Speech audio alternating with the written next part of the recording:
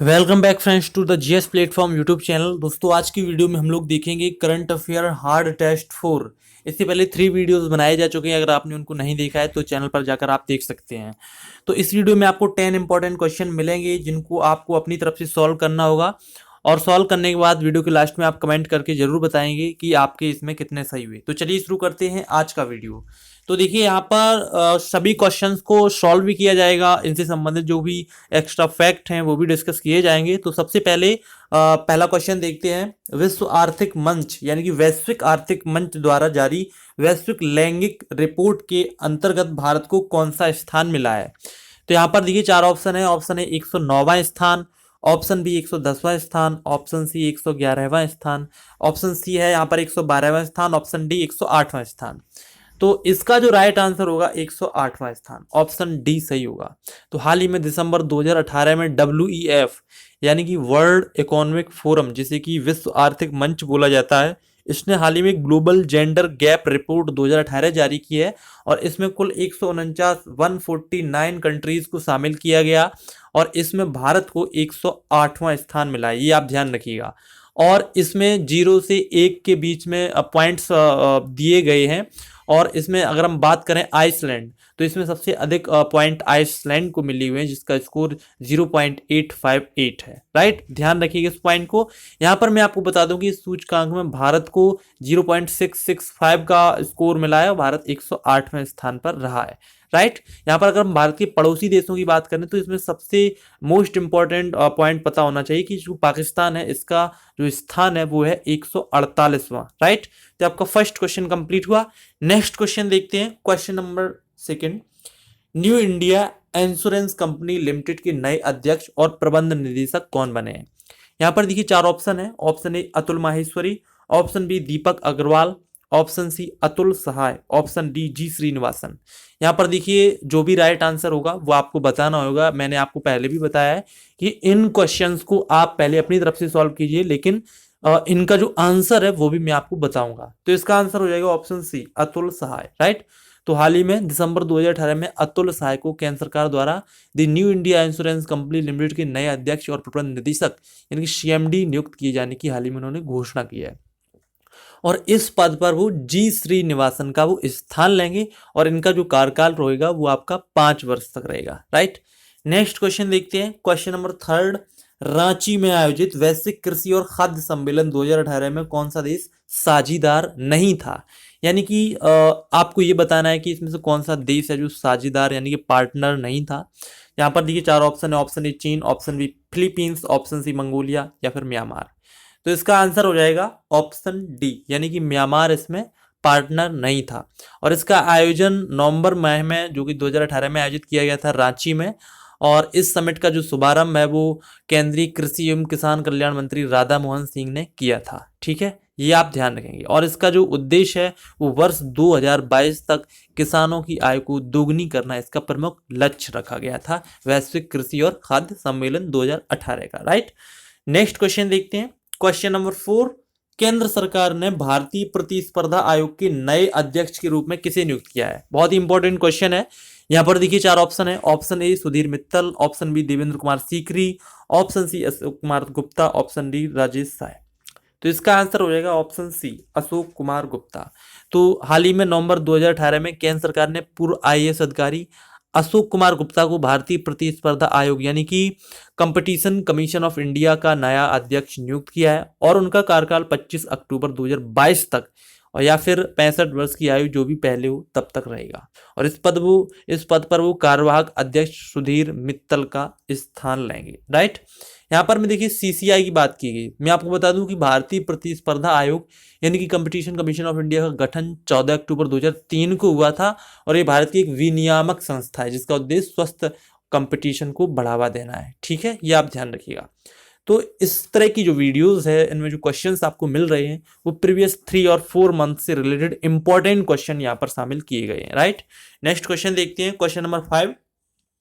केंद्र सरकार ने केंद्रीय प्रत्यक्ष कर बोर्ड CBDT के नए अध्यक्ष के रूप में किसे नियुक्त किया है? यहाँ पर देखिए 3 सदस्यों को नियुक्त किया है। यहाँ पर आप ध्यान रखेंगे कि इसमें नए सदस्यों की नियुक्ति हुई है, तो 3 सदस्यों की नियुक्ति हुई है। वो कौन है? यहाँ पर देखिए हर ऑप्शन में 3 नेम दिए गए हैं, उस इसमें आपको बताना है कि इसका सही आंसर क्या है। तो ऑप्शन ए में पीके दास, अखिलेश रंजन और नीना कुमार का नाम दिया गया है। और ऑप्शन बी में पीके दास, राजेंद्र कुमार और नीना कुमार का नाम दिया गया है। यहाँ पर देखिए एक नया नाम आया है। तो इस तरह से ये जो 4 ऑप्शन है सभी अलग अलग हैं, लेकिन इसका जो राइट आंसर हो जाएगा वो होगा ऑप्शन ए, पीके दास, अखिलेश रंजन और नीना कुमार नए सदस्य बने, राइट। तो हाल ही में नवंबर 2018 में केंद्र सरकार ने भारतीय राजस्व सेवा के वरिष्ठ अधिकारी पीके दास, अखिलेश रंजन और नीना कुमार को केंद्रीय प्रत्यक्ष कर बोर्ड की नए सदस्य के रूप में उनको नियुक्ति दी है, ठीक, राइट। और जो सुशील चंद्र है वो सीबीडीटी के अध्यक्ष के पद पर कार्यरत हैं, ठीक है। नेक्स्ट क्वेश्चन देखते हैं, क्वेश्चन नंबर 6। निम्न में से कौन सी भारतीय कंपनी वर्ष 2018 में H1B वीजा के लिए फॉरेन लेबर सर्टिफिकेट प्राप्त करने वाली शीर्ष 10 कंपनियों में एकमात्र भारतीय कंपनी है? यहाँ पर 4 ऑप्शन है। Option A Reliance, option B TCS, option C Infosys या फिर आईसीआईसीआई। इसका जो राइट आंसर है option B TCS, Tata consultancy service, option B सही होगा। तो हाल ही में टीसीएस शीर्ष 10 कंपनियों में जगह बनाने वाली एकमात्र कंपनी घोषित की गई है और यूएस लेबर डिपार्टमेंट के आंकड़ों के आधार पर इस रिपोर्ट को सार्वजनिक किया गया है, राइट। यानी कि अमेरिका में किसी भी कार्य को करने के लिए, व्यवसायियों के लिए, नौकरी पेशों के लिए H1B वीजा लेना अनिवार्य होता है। तो इसमें टीसीएस कंपनी विश्व की जो टॉप 10 कंपनी है उनमें टीसीएस ने अपनी जगह बनाई है, राइट। नेक्स्ट क्वेश्चन देखते हैं, क्वेश्चन नंबर 7। किस स्वदेश निर्मित परमाणु ऊर्जा इकाई ने 941 दिन तक बिना रुकी और लगातार काम करते रहने का रिकॉर्ड बनाया है? तो यहाँ पर जो 4 ऑप्शन दिए गए हैं इनमें जो राइट आंसर है ऑप्शन ए, कैगा यूनिट फर्स्ट, राइट। तो हाल ही में दिसंबर 2018 में कर्नाटक में स्थित कैगा फर्स्ट परमाणु ऊर्जा इकाई ने 941 दिन तक बिना रुकी और लगातार काम करने का कीर्तिमान स्थापित किया है। बहुत ही इंपॉर्टेंट क्वेश्चन है कि 941 दिन तक उसने लगातार काम किया है। और वर्ष 2000 से कार्यरत कैगा परमाणु ऊर्जा संयंत्र कर्नाटक के कन्नड़ जिले के कैगा नामक स्थान पर काली नदी के किनारे है, राइट। ये भी आप ध्यान रखिएगा।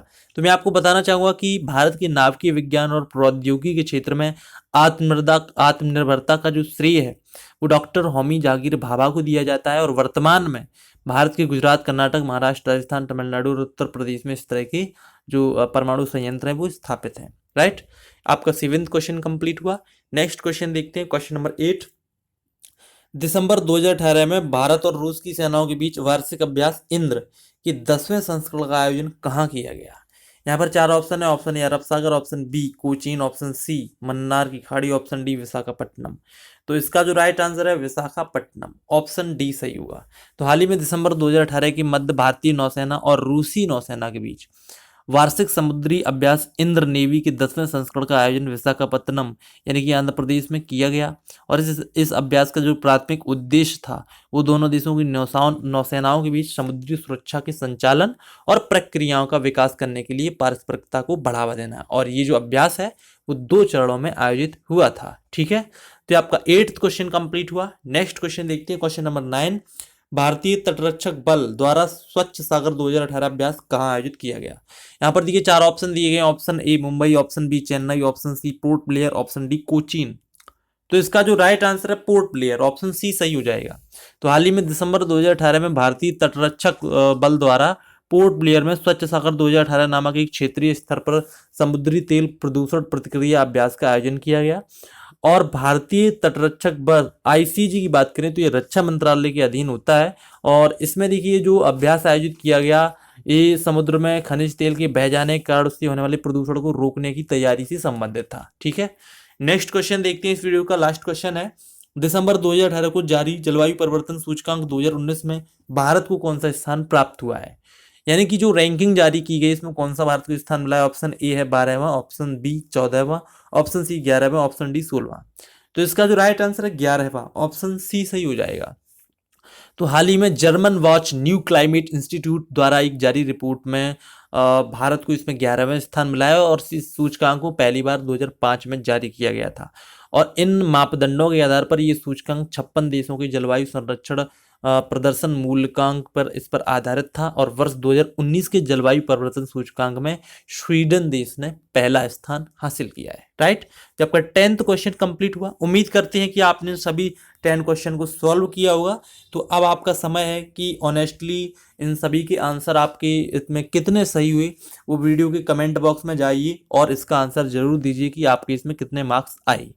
और इसी तरह की हार्ड टेस्ट सीरीज आपको मिलती रहेगी जिसमें कि एग्जाम के पॉइंट ऑफ व्यू से कुछ इंपॉर्टेंट क्वेश्चन शामिल किए जाएंगे और जो कि बहुत ही इंपॉर्टेंट हो, कुछ हार्ड से हों जो कि बहुत ही कम आपने पढ़े हों, इस तरह की क्वेश्चंस में शामिल किए जा रहे हैं।